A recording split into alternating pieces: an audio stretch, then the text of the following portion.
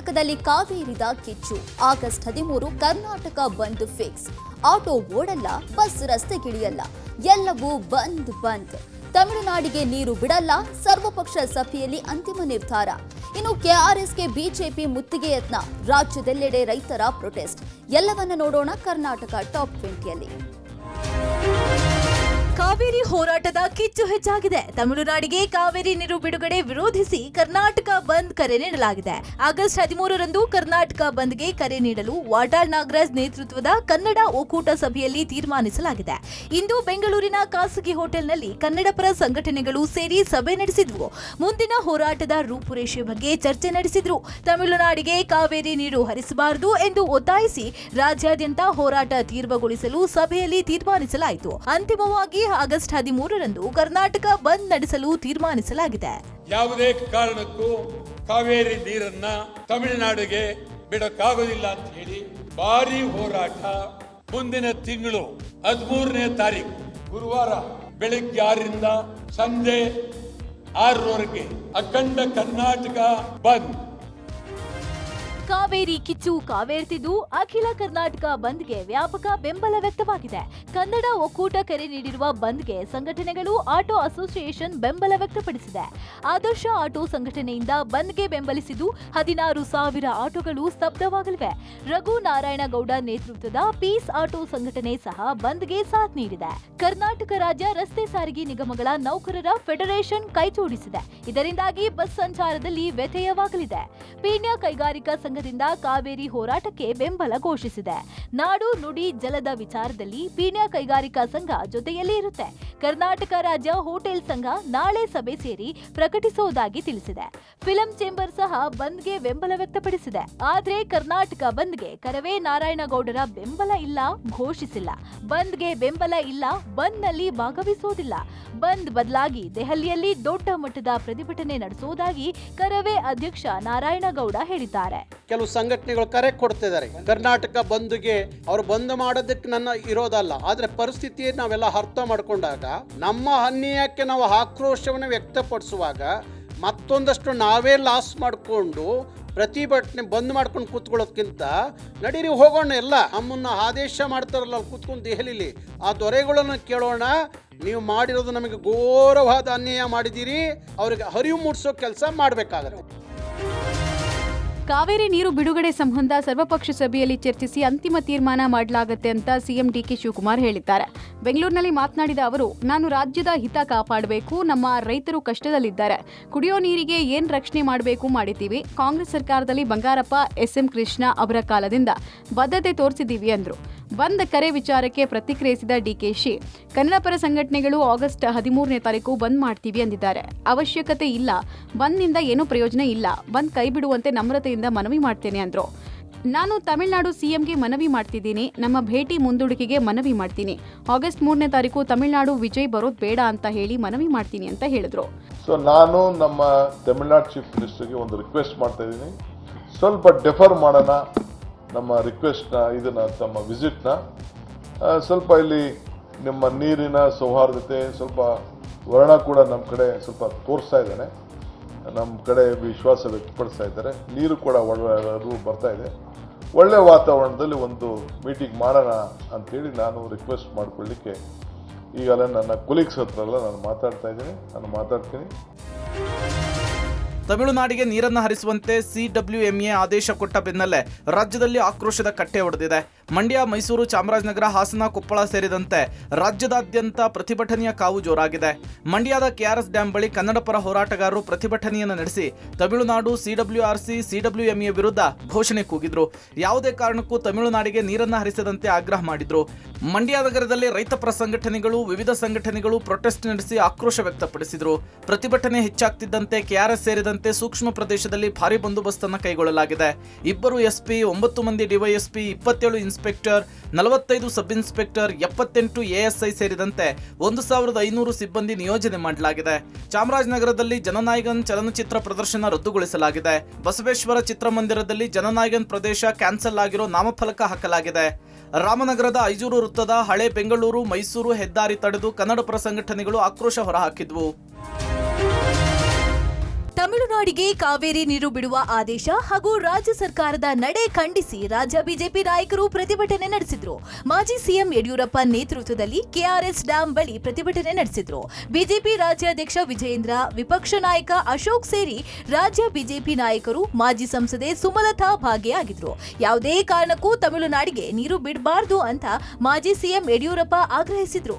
ರಾಜ್ಯ ಸರ್ಕಾರ ಸುಪ್ರೀಂ ಕೋರ್ಟ್ಗೆ ಮೇಲ್ಮನವಿ ಸಲ್ಲಿಸಬೇಕು, ರೈತರ ಹಿತ ಕಾಯಲು ಸರ್ಕಾರ ಬದ್ಧರಾಗಬೇಕು ಅಂತ ಆಗ್ರಹಿಸಿದ್ರು. ಬಿಜೆಪಿ ರಾಜ್ಯಾಧ್ಯಕ್ಷ ವಿಜಯೇಂದ್ರ ಮಾತನಾಡಿ, ತಮಿಳುನಾಡಿಗೆ ನೀರು ಬಿಟ್ಟ ಮೇಲೆ ಸರ್ವಪಕ್ಷ ಸಭೆ ಯಾಕೆ ಅಂತ ಪ್ರಶ್ನಿಸಿದ್ರು.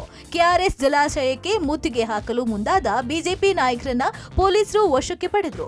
ಹಾಸನದಲ್ಲಿ ಮಾತನಾಡಿದ ಕೇಂದ್ರ ಸಚಿವ ಕುಮಾರಸ್ವಾಮಿ, ತಮಿಳುನಾಡಿಗೆ ನಮ್ಮ ಪರಿಸ್ಥಿತಿ ಮನವರಿಕೆ ಮಾಡಿಕೊಡುವಲ್ಲಿ ಸರ್ಕಾರ ವಿಫಲ ಆಗಿದೆ ಅಂತ ವಾಗ್ದಾಳಿ ನಡೆಸಿದ್ರು. ಬೆಂಗಳೂರಿಗೂ ನೀರು ಬೇಕು, ರೈತರಿಗೂ ನೀರು ಬೇಕು. ಈ ಬಗ್ಗೆ ಕಾವೇರಿ ನೀರು ನಿಯಂತ್ರಣ ಸಮಿತಿ ಮತ್ತು ಪ್ರಾಧಿಕಾರಕ್ಕೆ ಮನವರಿಕೆ ಮಾಡಿಕೊಡಬೇಕಿದೆ ಎಂದರು. ಕರ್ನಾಟಕ ರಾಜ್ಯದ ಹಿತ ಮುಖ್ಯ ಅಲ್ಲ. ಅವರು ಪ್ರಾಮಾಣಿಕರಾಗಿದ್ರೆ ಒಂದು ಹನಿ ನೀರನ್ನ ತಮಿಳುನಾಡಿಗೆ ಬಿಡಲ್ಲ. ರಾಜ್ಯದಲ್ಲಿರುವ ಕಾಂಗ್ರೆಸ್ ಸರ್ಕಾರ ತಮಿಳುನಾಡಿಗೆ ಯಥೇಚ್ಛವಾಗಿ ನೀರನ್ನ ಬಿಟ್ಟು ಕಾವೇರಿ ಕೊಳ್ಳದ ರೈತರಿಗೆ ಅನ್ಯಾಯ ಮಾಡ್ತಾ ಇರುವಂತಹ ಈ ಕಾಂಗ್ರೆಸ್ ಸರ್ಕಾರದ ಧೋರಣೆಯನ್ನ ಧಿಕ್ಕರಿಸಿ ಸರ್ವಪಕ್ಷಗಳ ಸಭೆ ಆಗುವವರೆಗೂ ತಮಿಳುನಾಡಿಗೆ ಕಾವೇರಿ ನೀರು ಬಿಡುವುದಿಲ್ಲ ಅಂತ ನೀರಾವರಿ ಸಚಿವ ರಾಮಲಿಂಗಾರೆಡ್ಡಿ ಸ್ಪಷ್ಟಪಡಿಸಿದ್ದಾರೆ. ವಿಧಾನಸೌಧದಲ್ಲಿ ಮಾತನಾಡಿದ ಅವರು, ಸಿಡಬ್ಲ್ಯೂಎಂಎ ಅವರು ನೀರು ಬಿಡೋಕೆ ಹೇಳಿದ್ದಾರೆ. ವಿಪಕ್ಷಗಳ ಸಲಹೆ ಪಡೆದು ಮುಂದಿನ ತೀರ್ಮಾನ ಮಾಡ್ತೀವಿ ಎಂದರು. ಬಿಜೆಪಿ ಪ್ರತಿಭಟನೆಗೆ ಶಾಸಕ ಗಣಿಗ ರವಿಕುಮಾರ್ ವಾಗ್ದಾಳಿ ನಡೆಸಿದ್ರು. ನಾವು ನೀರು ಬಿಟ್ಟಿಲ್ಲ, ಬಿಡೋದೂ ಇಲ್ಲ.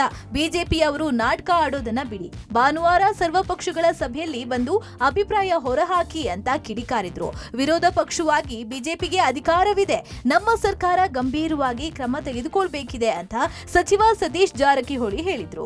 ಸರ್ವಪಕ್ಷಗಳ ಮುಖಂಡರನ್ನ ಕರೆದಿದ್ದಾರೆ. ಅವರ ಅಭಿಪ್ರಾಯ ತಗೊಂಡು ಏನ್ ಮಾಡಬೇಕು ಅಂತ ಆಮೇಲೆ ಮುಂದಕ್ಕೆ ನಾವು ತೀರ್ಮಾನ ತಗೊಳ್ತೀವಿ. ನಾವು ನೀರು ಬಿಟ್ಬಿಟ್ಟು ವಿಪಕ್ಷಗಳನ್ನ ಕರೆಯೋಕ್ಕಾಗತ್ತಾ? ವಿಪಕ್ಷಗಳನ್ನ ಕರೆದು ಅವರ ಅಭಿಪ್ರಾಯ ತಗೊಂಡು ಏನ್ ಮಾಡಬೇಕು ಅಂತ ಕರೀತಿರೋ ಉದ್ದೇಶನೇ ಅದು. ಡಿ ಕೆ ಶಿವಕುಮಾರ್ ಒಬ್ಬರು ಮುಖ್ಯಮಂತ್ರಿನೇ, ವಿಜಯ್ ಮಾತ್ರ ಮುಖ್ಯಮಂತ್ರಿ ಅಲ್ಲ. ಬಿಜೆಪಿಯವರು ಈ ದೊಂಬರಾಟ, ಈ ನಾಟಕಗಳ ಆಡೋದನ್ನು ಬಿಟ್ಟು ವ್ಯವಸ್ಥಿತವಾಗಿ ಭಾನುವಾರ ಕರೆದಿರೋ ಸರ್ವ ಪಕ್ಷಗಳ ಸಭೆಯಲ್ಲಿ ನೀವೇನು ಮಂಡಿಸ್ತೀರೋ ಮಂಡಿಸಿ. ಅದು ಏನು ತಪ್ಪೆಲ್ಲ, ಜಾಗೃತಿ ಮಾಡಬೇಕಲ್ಲ, ಅವರು ಅಟ್ರಾಕ್ಷನ್ ಮಾಡಬೇಕು ಸರ್ಕಾರದ ಮೇಲೆ. ನೀವು ಹೇಳಿದ್ರಲ್ಲ, ಮುಂಜಾಗ್ರತೆ ಕ್ರಮ ಕೈಗೊಳ್ಳಿಕ್ಕೆ ಅದು ಒಂದು ಆಗ್ಬೋದು. ಈಗ ಬಂದ್ ಮಾಡಿದ್ರಂದ್ರೆ ಅದನ್ನೇನು ನಾವು ರಾಂಗ್ ಡೈರೆಕ್ಷನ್ನಾಗ ವಿಚಾರ ಮಾಡೋದು ಅವಶ್ಯಕತೆ ಇಲ್ಲ. ಸೊ ನಮ್ಮನ್ನು ಎಚ್ಚರಗೊಳಿಸಲಿಕ್ಕೆ ಪ್ರತಿಭಟನೆ ಇರಬಹುದು. ಆಡಳಿತಾರೂಢ ಕಾಂಗ್ರೆಸ್ನಲ್ಲಿ ಸಚಿವ ಸಂಪುಟ ವಿಸ್ತರಣೆಯ ಸರ್ಕಸ್ಸು ಮುಂದುವರೆದಿದೆ.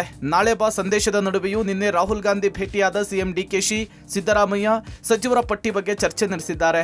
ಸಿಎಂ, ಮಾಜಿ ಸಿಎಂ ನೀಡಿದ ಶಾಸಕರ ಪಟ್ಟಿಗೆ ಹೈಕಮಾಂಡ್ ಸಂಪೂರ್ಣ ಒಪ್ಪಿಗೆ ಕೊಟ್ಟಿಲ್ಲ. 60% ಹೆಸರಿಗಷ್ಟೇ ಸಮ್ಮತಿಸಿದ್ದು, 40% ಹೆಸರು ಮರುಪರಿಶೀಲನೆಗೆ ಹೈಕಮಾಂಡ್ ಮುಂದಾಗಿದೆ.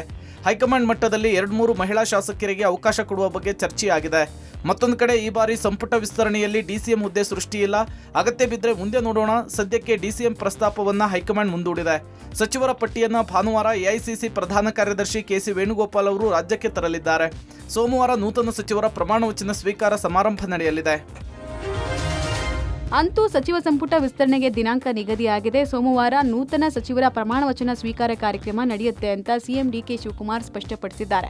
ವಿಧಾನಸೌಧದಲ್ಲಿ ಪ್ರತಿಕ್ರಿಯೆ ಕೊಟ್ಟ ಸಿಎಂ ಡಿಕೆಶಿ, ಸೋಮವಾರ 99% ನೂತನ ಸಚಿವರ ಪ್ರಮಾಣ ವಚನ ಸ್ವೀಕಾರ ಆಗುತ್ತೆ. ರಾಜಭವನದಲ್ಲಿ ಸಿದ್ಧತೆ ಮಾಡ್ಕೊಳ್ಳೋಕೆ ಹೇಳಿದ್ದೀನಿ ಅಂದ್ರು. ಇನ್ನು ಮತ್ತೊಂದು ಡಿಸಿಎಂ ಹುದ್ದೆ ಸೃಷ್ಟಿ ಬಗ್ಗೆ ಮಾತನಾಡಿರುವ ಸಚಿವ ಸತೀಶ್ ಜಾರಕಿಹೊಳಿ, ಚುನಾವಣೆ ದೃಷ್ಟಿಯಿಂದ ಡಿಸಿಎಂ ಮಾಡಿದ್ರೆ ಒಳ್ಳೆಯದು. ಈ ಅಭಿಪ್ರಾಯ ಹೈಕಮಾಂಡ್ಗೆ ಹೇಳಿದ್ದೇವೆ ಅಂದ್ರು. ರಾಜಭವನಲ್ಲಿ ಸಿದ್ಧತೆ ಮಾಡ್ಕೊಳಕ್ ಹೇಳಿದೀನಿ.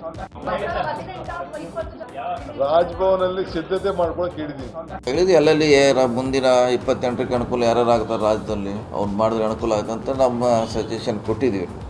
ಇವ್ರು ಮಾಡಿದ್ರೆ ಹಿಂಗಾಗುತ್ತೆ, ಇವ್ರು ಮಾಡಿದ್ರೆ ಹೀಗಾಗುತ್ತೆ ಅಂತ. ಡಿಸಿಎಂ ನಾವೇನು ಇಟ್ಟರಾದ್ರೆ ಮುಂದಿನ ಚುನಾವಣೆಗೆ ಯಾರು ಮಂತ್ರಿ ಮಾಡಿದ್ರೆ ಅನುಕೂಲ ಆಗುತ್ತೆ ಅನ್ನೋದು ಒಂದು ಸಲಹೆ ಕೊಟ್ಟಿದ್ದೀವಿ ಅಷ್ಟೇ.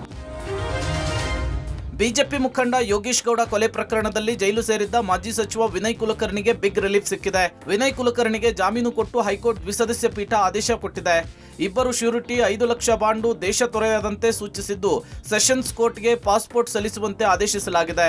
ವಿನಯ್ ಕುಲಕರ್ಣಿ ಡಿವೈಎಸ್ಪಿ ಆಗಿದ್ದ ಚೆನ್ನಕೇಶವ ಟೆಂಕರೇಕರ್ ಸೇರಿ 10 ಜನರಿಗೂ ಜಾಮೀನು ಮಂಜೂರು ಮಾಡಲಾಗಿದೆ. ಜನಪ್ರತಿನಿಧಿಗಳ ವಿಶೇಷ ನ್ಯಾಯಾಲಯ ಕೊಲೆ ಪ್ರಕರಣದಲ್ಲಿ ಜೀವಾವಧಿ ಶಿಕ್ಷೆ ಮತ್ತು ತಲಾ 30,000 ದಂಡ ವಿಧಿಸಿತ್ತು. ಏಪ್ರಿಲ್ 17, 2026ರಂದು ಕಾಂಗ್ರೆಸ್ ಶಾಸಕ ವಿನಯ್ ಕುಲಕರ್ಣಿ ಸೇರಿದಂತೆ ಒಟ್ಟು 16 ಜನ ಅಪರಾಧಿಗಳಿಗೆ ಶಿಕ್ಷೆಯನ್ನು ವಿಧಿಸಿ ಆದೇಶಿಸಲಾಗಿತ್ತು. ಇದರ ಬೆನ್ನಲ್ಲೇ ಶಿಕ್ಷೆಯನ್ನ ಅಮಾನತಿನಲ್ಲಿರಿಸಿ ಜಾಮೀನು ನೀಡುವಂತೆ ಕೋರಿ ವಿನಯ್ ಕುಲಕರ್ಣಿ ಅರ್ಜಿ ಹಾಕೊಂಡಿದ್ರು. ಇವತ್ತು ಅರ್ಜಿ ವಿಚಾರಣೆ ನಡೆಸಿದ ನ್ಯಾಯಮೂರ್ತಿ ಮಹಮ್ಮದ್ ನವಾಜ್, ನ್ಯಾಯಮೂರ್ತಿ GS ಬಸವರಾಜು ಅವರಿದ್ದಂತಹ ಪೀಠ ಜೀವಾವಧಿ ಶಿಕ್ಷೆಗೆ ತಡೆಯಾಜ್ಞೆ ಕೊಟ್ಟು ಜಾಮೀನು ಮಂಜೂರು ಮಾಡಿದೆ. ಇದರಿಂದಾಗಿ ಪರಪ್ಪನ ಅಗ್ರಹಾರ ಜೈಲು ಸೇರಿದ್ದ ವಿನಯ್ ಕುಲಕರ್ಣಿ ಅವರಿಗೆ ಬಿಡುಗಡೆಯ ಭಾಗ್ಯ ಸಿಕ್ಕಿದೆ. ಶಾಸಕ ವಿನಯ್ ಕುಲಕರ್ಣಿಗೆ ಜಾಮೀನು ವಿಚಾರವಾಗಿ ಸುಪ್ರೀಂ ಕೋರ್ಟ್ ಕದ ತಟ್ಟಲು ಯೋಗೀಶ್ ಗೌಡ ಸಹೋದರ ಗುರುನಾಥ್ ಗೌಡರ್ ನಿರ್ಧರಿಸಿದ್ದಾರೆ. ಧಾರವಾಡದಲ್ಲಿ ಮಾತನಾಡಿದ ಗುರುನಾಥ್ ಗೌಡರ್, ನಮಗೂ ಕಾನೂನು ಇದೆ, ಅವರಿಗೂ ಕಾನೂನು ಇದೆ, ನಮ್ಮ ಹೋರಾಟ ಮುಂದುವರಿಯಲಿದೆ. ಸುಪ್ರೀಂ ಕೋರ್ಟ್ನಲ್ಲಿ ಹೋರಾಟ ನಡೆಸ್ತೇವೆ. ಕೋರ್ಟ್ ತೀರ್ಪಿನ ಮೇಲೆ ನಂಬಿಕೆ ಇದೆ. ನಮ್ಮ ಪರವಾಗಿ ಬಂದಾಗ ಸಹಜವಾಗಿ ಖುಷಿಯಾಗಿತ್ತು. ಇದಕ್ಕೆ ನ್ಯಾಯಾಂಗ ವ್ಯವಸ್ಥೆ ಮೇಲೆ ಯಾವುದೇ ಭರವಸೆ ಕಳೆದುಕೊಳ್ಳಲ್ಲ ಅಂದ್ರು. ನಾವು ಯಾವ ಅಂಶ ಕೋರ್ಟ್ ಮುಂದೆ ತರಲು ವಿಫಲರಾಗಿದ್ದೇವೆ ಎಂದು ನೋಡ್ತೀವಿ, ಆಮೇಲೆ ನಾವು ಸುಪ್ರೀಂ ಕೋರ್ಟ್ ಮೊರೆ ಹೋಗ್ತೀವಿ ಅಂತ ಹೋರಾಟಗಾರ ಬಸವರಾಜ್ ಕೊರವರ್ ಹೇಳಿದ್ದಾರೆ. ಕ್ಷೇತ್ರದ ಹಿರಿಯರು ಏನು ನಿರ್ಣಯ ತಗೋತಾರೆ ಅದಕ್ಕೆ ನಾನು ತಲೆಬಾಗ್ತೇನೆ ಅಂತ ಯೋಗೇಶ್ ಗೌಡ ಪತ್ನಿ ಮಲ್ಲಮ್ಮ ಗೌಡ ಹೇಳಿದ್ದಾರೆ. ಜನಪ್ರತಿನಿಧಿ ನ್ಯಾಯಾಲಯದಿಂದ ನಮಗೆ ಆದೇಶ ಆಗಿದ್ದನ್ನು ನೋಡಿ ನಮಗೆ ಖುಷಿ ಅನಿಸಿತ್ತು. ಇವತ್ತು ಆ ಆದೇಶ ಇಟ್ಕೊಂಡು ಅವರು ಚಾಲೆಂಜ್ ಮಾಡಿದಾಗ ಅವರಿಗೆ ಹೈಕೋರ್ಟ್ ಜಾಮೀನು ಕೊಟ್ಟಿದೆ ಅನ್ನುವಂಥದ್ದನ್ನು ನಮಗೆ ತಿಳಿದಾಗ ನಮಗೆ ಸ್ವಲ್ಪ ಇದು ಅನಿಸ್ತು. ಕರೆ ರೀ, ನಮ್ಮ ವಕೀಲರದ ಅದನ್ನು ಪ್ರತಿ ತಗೊಂಡು ನೋಡಿದಾಗ ನಮಗೆ ಗೊತ್ತಾಗುತ್ತೈತಿ. ಅದನ್ನ ಇಟ್ಕೊಂಡು ನಾವು ಮುಂದೆ ಸುಪ್ರೀಂ ಕೋರ್ಟ್ಗೆ ಹೋಗುವಂಥ ವ್ಯವಸ್ಥೆ ನಾವು ಮಾಡ್ತೀವಿ. ಕೊಡಗು ಜಿಲ್ಲೆಯಲ್ಲಿ ದಿನದಿಂದ ದಿನಕ್ಕೆ ಮಳೆ ಬಿರುಸು ಪಡೆದಿದೆ. ಕಳೆದ 2 ದಿನದಿಂದ ಜಿಲ್ಲೆಯಲ್ಲಿ ಗಾಳಿ ಮಳೆ ಚುರುಕು ಪಡೆದಿದ್ದು ಹಳ್ಳ ಕೊಳ್ಳಗಳು ತುಂಬಿ ಹರಿತಿವೆ. ತಲಕಾವೇರಿ ಭಾಗಮಂಡಲ ವ್ಯಾಪ್ತಿಯಲ್ಲೂ ಉತ್ತಮ ಮಳೆಯಾಗ್ತಿದೆ. ಇದರಿಂದಾಗಿ ಕಾವೇರಿ ನದಿ ನೀರಿನ ಮಟ್ಟ ಏರಿಕೆಯಾಗಿದ್ದು ಭಾಗಮಂಡಲದ ತ್ರಿವೇಣಿ ಸಂಗಮದಲ್ಲಿ ನೀರಿನ ಮಟ್ಟದಲ್ಲಿ ಏರಿಕೆ ಕಂಡಿದೆ. ಹಾರಂಗಿ ಜಲಾನಯನ ಪ್ರದೇಶದಲ್ಲೂ ಉತ್ತಮ ಮಳೆಯಾಗ್ತಿದೆ. ಜಿಲ್ಲೆಯಲ್ಲಿ ಇನ್ನಷ್ಟು ದಿನಗಳ ಕಾಲ ಮಳೆ ಮುಂದುವರಿಯುವ ಸಾಧ್ಯತೆ ಇರೋದ್ರಿಂದ ಸಾರ್ವಜನಿಕರು ಎಚ್ಚರಿಕೆಯಿಂದ ಇರಬೇಕು ಎಂದು ಅಧಿಕಾರಿಗಳು ಮನವಿ ಮಾಡಿದ್ದಾರೆ. ಇತ್ತ ಸಂಕಷ್ಟದ ನಡುವೆ ಕಬಿನಿ ಜಲಾಶಯ ರೈತರಿಗೆ ಗುಡ್ ನ್ಯೂಸ್ ಕೊಟ್ಟಿದೆ. ಜಲಾಶಯ ಭರ್ತಿಗೆ ಕೇವಲ 3 ಅಡಿ ಬಾಕಿ ಇದ್ದು ಕೇರಳದಲ್ಲಿ ವಯನಾಡಿನಲ್ಲಿ ಮಳೆ ಹೆಚ್ಚಾದ ಹಿನ್ನೆಲೆ ಕಬಿನಿ ಜಲಾಶಯಕ್ಕೆ 9,133 ಕ್ಯೂಸೆಕ್ ಒಳಹರಿವು ಇದೆ. ಸದ್ಯ ಜಲಾಶಯದಲ್ಲಿ 2,278.38 ಅಡಿ ನೀರು ಸಂಗ್ರಹವಾಗಿದೆ. ಇನ್ನೆರಡು 3 ದಿನಗಳಲ್ಲಿ ಬಹುತೇಕ ಕಬಿನಿ ಜಲಾಶಯ ಭರ್ತಿಯಾಗಲಿದೆ. ವರುಣನ ಕೃಪೆಯಿಂದ ಬತ್ತಿ ಹೋಗಿದ್ದ ಭೀಮಾ ನದಿಯ ಒಡಲು ಈಗ ಭರ್ತಿಯಾಗಿದೆ. ಮಹಾರಾಷ್ಟ್ರದ ಪಶ್ಚಿಮ ಘಟ್ಟಗಳ ಪ್ರದೇಶದಲ್ಲಿ ಭಾರಿ ಮಳೆಯ ಹಿನ್ನೆಲೆಯಲ್ಲಿ ಭೀಮಾ ನದಿಗೆ ಭಾರಿ ಪ್ರಮಾಣದ ನೀರು ಹರಿದು ಬರ್ತಿದೆ. ಗುರುಸಣಗಿ ಬ್ಯಾರೇಜ್ನಿಂದ 50,000 ಕ್ಯೂಸೆಕ್ ನೀರು ಭೀಮಾ ನದಿಗೆ ಬಿಡುಗಡೆ ಮಾಡಲಾಗಿದೆ. ಭೀಮಾ ನದಿ ತೀರದಲ್ಲಿ ಪ್ರವಾಹ ಸ್ಥಿತಿ ಎದುರಾಗಿದ್ದು ನದಿ ತೀರದ ದೇಗುಲಗಳು ಜಲಾವೃತವಾಗಿದೆ.